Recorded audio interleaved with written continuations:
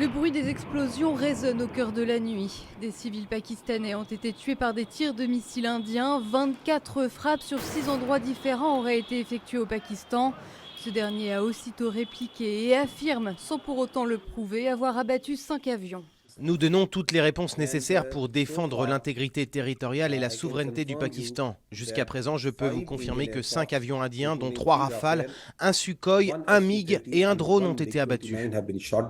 L'Inde, de son côté, indique avoir effectué ses frappes contre des infrastructures terroristes en représailles à l'attentat du 22 avril dernier où 26 personnes ont été tuées.